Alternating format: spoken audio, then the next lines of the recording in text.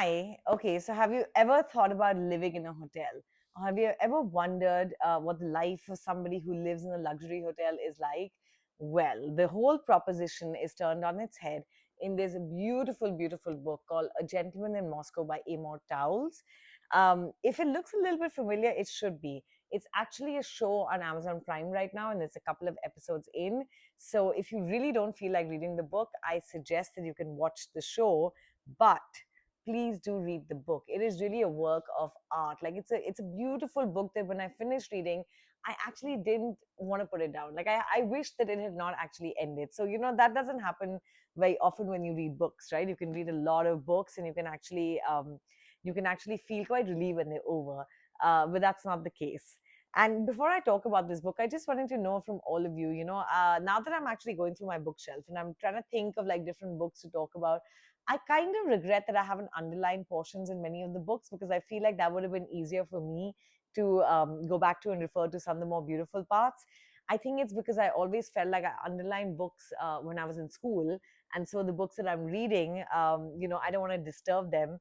But at the same time, if it's non-fiction, I'm okay with it. But if it's fiction, I almost never go there. So I don't know what your personal do's and don'ts about books are, but it would be kind of cool to like hear other people's habits. I'm going to change that because ultimately their bookshelves are my bookshelf. So how does it matter if they're underlined, right? So yeah, so Gentleman in Moscow. I'm just gonna check. I bought it about a year and a half ago, and I believe that it became quite popular during COVID as well. For obvious reasons. So the story in this book is actually about Count Alexander Rostov, and he is a member of the aristocracy in Russia at the time when the Bolshevik Revolution took place. So he's been sentenced to a life in the Metropole Hotel. They believe that he wrote this poem that was actually like a revolutionary call to arms. So for that reason alone, they don't actually shoot him in the head. They tell him he can live out the rest of his days in this hotel, but he's a prisoner. He's not a guest at the hotel. So he's moved out of his beautiful quarters. He's given like a little room, and while he still goes to the dining room to eat his meals, it's kind of over for him. And so the Count is a very interesting chap who sort of tries to make the best of it and keep like a happy disposition, even though everything around him is changing. And what's interesting is the hotel actually kind of stays the same. So the only way he actually gets a sense of how things are changing is the guests and the profile of the guests and what people are doing there and what meetings are taking place kind of change over time. And he gets a sense of the changing politics of the time by the changing meetings.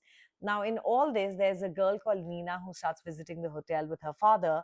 And she ends up spending all her spare time with the Count.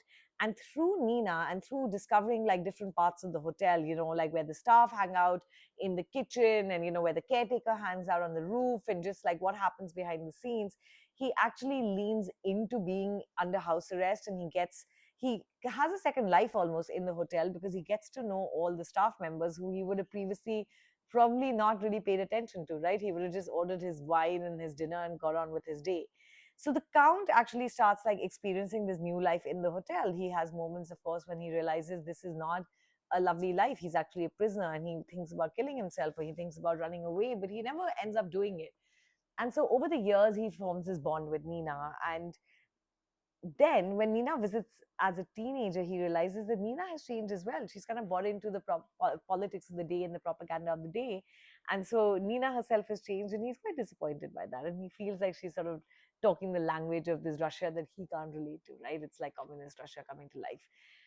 And then time goes by, and Nina one day magically kind of appears with her 6-year-old daughter, and she gives this daughter to the Count, and she says, I'm going to be back. I'm going to Siberia, where my husband has been sentenced to hard labor. So clearly, Nina might be becoming a rebel herself, right? And now the Count is with the 6-year-old girl, and the mother actually never comes back. So he de facto becomes like the caretaker, the uncle, the parent for this little girl who he brings up in the hotel. And as the years go by, the Count realizes that, Sophia needs to leave the hotel and she needs to have a life outside of this hotel. And so she becomes a very talented pianist, and he makes a lot of arrangements to make sure that Sophia one day is able to live that Sophia, it's okay. That Sophia one day is able to actually leave this hotel and live a beautiful and happy life outside the hotel. And the Count, of course, does not want to join her in America or any other place. No, in America and any other place, but he makes sure that she has this life. And I think what spoke to me, there were two themes in this book that really spoke to me. The first one was this idea about, what can seem like a really limiting situation is something that he brings to life by leaning into it and getting to know all these people and just finding a life within the hotel. And it's not easy to make a lot out of nothing. It's not easy to always find the positives in a pretty negative and dim situation, but like through the counts actions in his life, we realize that there's so much grace to this man and that he is able to actually do that.